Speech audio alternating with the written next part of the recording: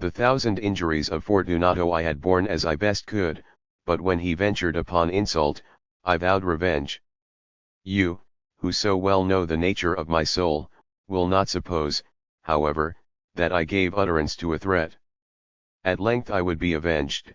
This was a point definitely settled, but the very definitiveness with which it was resolved, precluded the idea of risk.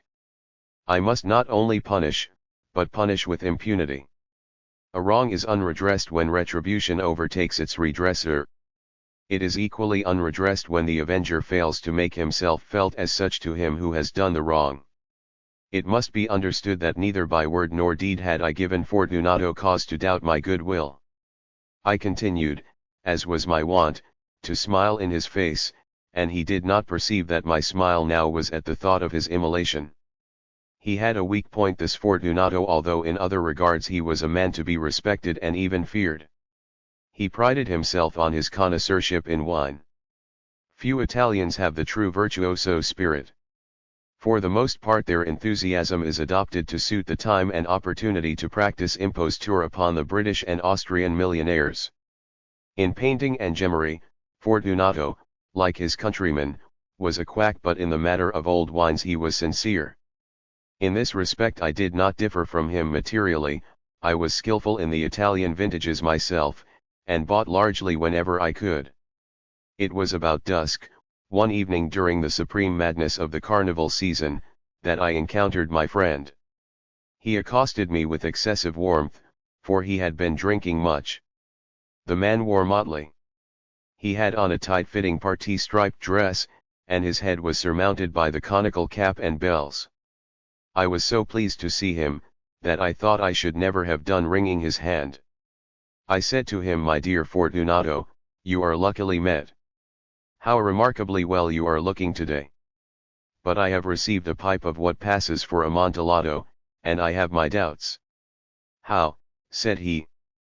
"Amontillado? A pipe? Impossible. And in the middle of the carnival." "I have my doubts," I replied, "and I was silly enough to pay the full Amontillado price without consulting you in the matter. You were not to be found, and I was fearful of losing a bargain. Amontillado. I have my doubts. Amontillado. And I must satisfy them. Amontillado. As you are engaged, I am on my way to Lucchese. If anyone has a critical turn, it is he. He will tell me. Lucchese cannot tell Amontillado from sherry. And yet some fools will have it that his taste is a match for your own. Come, let us go." "Whither?" "To your vaults." "My friend, no, I will not impose upon your good nature. I perceive you have an engagement." "Lucchese." "I have no engagement, come." "My friend, no. It is not the engagement, but the severe cold with which I perceive you are afflicted. The vaults are insufferably damp. They are encrusted with nitre. Let us go, nevertheless. The cold is merely nothing. Amontillado. You have been imposed upon. And as for Lucchese, he cannot distinguish sherry from Amontillado." Thus speaking, Fortunato possessed himself of my arm. Putting on a mask of black silk, and drawing a roquelaire closely about my person, I suffered him to hurry me to my palazzo. There were no attendants at home, they had absconded to make merry in honor of the time. I had told them that I should not return until the morning, and had given them explicit orders not to stir from the house. These orders were sufficient, I well knew, to ensure their immediate disappearance, one and all, as soon as my back was turned. I took from their sconces 2 flambeaux, and giving one to Fortunato, bowed him through several suites of rooms to the archway that led into the vaults. I passed down a long and winding staircase, requesting him to be cautious as he followed. We came at length to the foot of the descent, and stood together on the damp ground of the catacombs of the Montresors. The gait of my friend was unsteady, and the bells upon his cap jingled as he strode. "The pipe," said he. "It is farther on," said I, "but observe the white web work which gleams from these cavern walls." He turned towards me, and looked into my eyes with two filmy orbs that distilled the rheum of intoxication. "Niter," he asked, at length. "Niter," I replied. "How long have you had that cough?" "Ugh. Ugh. Ugh. Ugh. Ugh. Ugh. Ugh. Ugh. Ugh. Ugh. Ugh. Ugh. Ugh. Ugh. Ugh." My poor friend found it impossible to reply for many minutes. "It is nothing," he said, at last. "Come," I said, with decision, "we will go back, your health is precious. You are rich, respected, admired, beloved, you are happy, as once I was. You are a man to be missed. For me it is no matter. We will go back, you will be ill, and I cannot be responsible. Besides, there is Lucchese." "Enough," he said, "the cough is a mere nothing, it will not kill me. I shall not die of a cough." "True, true," I replied, "and, indeed, I had no intention of alarming you unnecessarily, but you should use all proper caution. A draught of this Medoc will defend us from the damps." Here I knocked off the neck of a bottle which I drew from a long row of its fellows that lay upon the mould. "Drink," I said, presenting him the wine. He raised it to his lips with a leer. He paused and nodded to me familiarly, while his bells jingled. "I drink," he said, "to the buried that repose around us. And I to your long life." He again took my arm, and we proceeded. "These vaults," he said, "are extensive." "The Montresors," I replied, "were a great and numerous family." "I forget your arms." "A huge human foot door, in a field azure, the foot crushes a serpent rampant whose fangs are embedded in the heel." "And the motto?" "Nemo me impun lacicit." "Good," he said. The wine sparkled in his eyes and the bells jingled. My own fancy grew warm with the Medoc. We had passed through walls of piled bones, with casks and puncheons intermingling, into the inmost recesses of catacombs. I paused again, and this time I made bold to seize Fortunato by an arm above the elbow. "The niter," I said, "see, it increases. It hangs like moss upon the vaults. We are below the river's bed. The drops of moisture trickle among the bones. Come, we will go back ere it is too late. Your cough." "It is nothing," he said, "let us go on. But first, another draught of the Medoc." I broke and reached him a flagon of de Grave. He emptied it at a breath. His eyes flashed with a fierce light. He laughed and threw the bottle upwards with a gesticulation I did not understand. I looked at him in surprise. He repeated the movement, a grotesque one. "You do not comprehend," he said. "Not I replied. "Then you are not of the Brotherhood." "How? You are not of the Masons?" "Yes, yes," I said, "yes, yes." "You? Impossible." "A Mason." "A Mason," I replied. "A sign," he said, "a sign." "It is this," I answered, producing a trowel from beneath the folds of my roquelaire.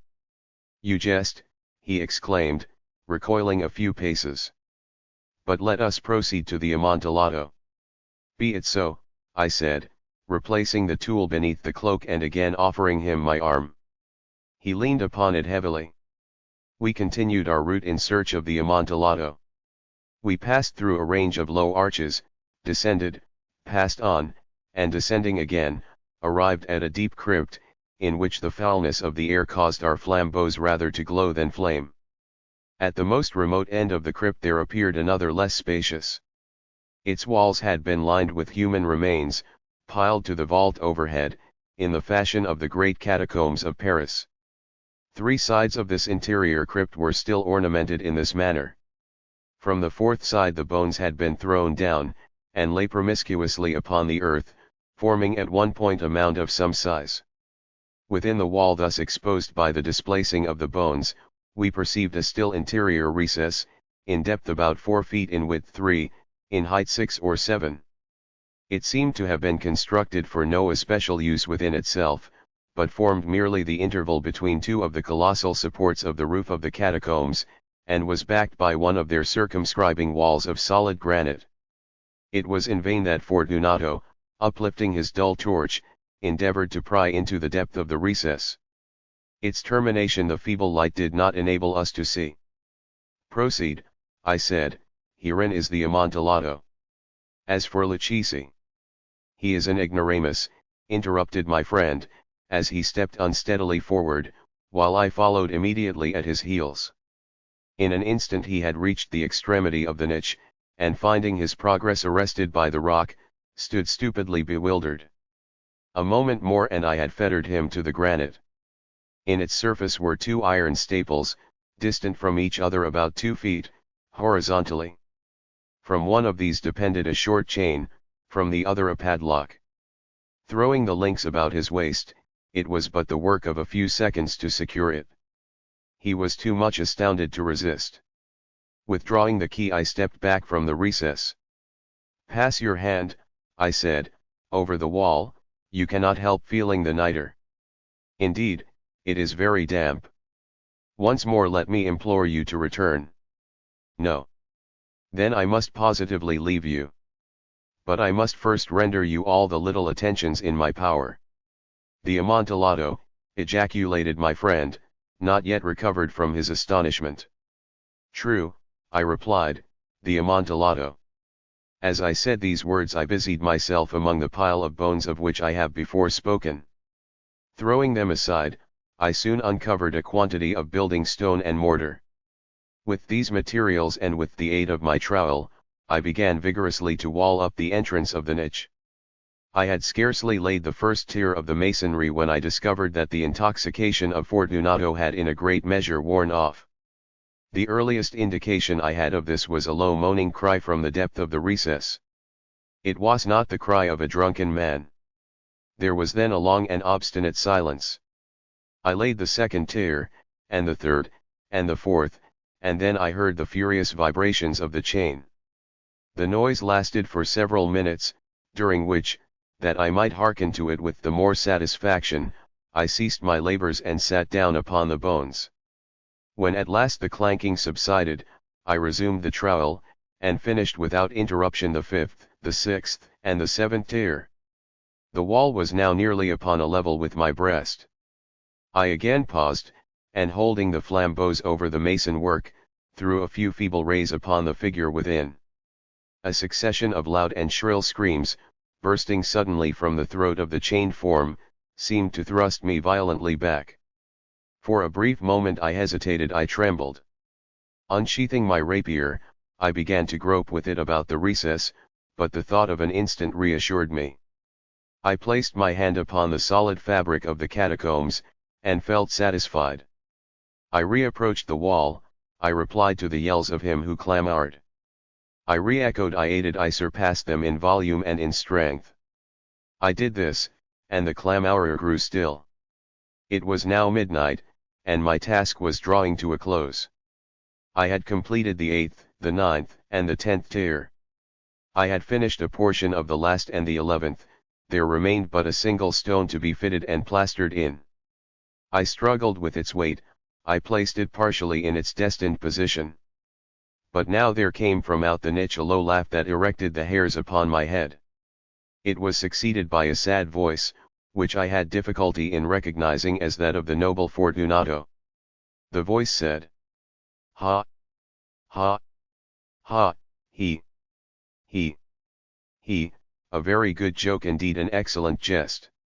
We shall have many a rich laugh about it at the palazzo. He! Over our wine. He! The Amontillado," I said. He!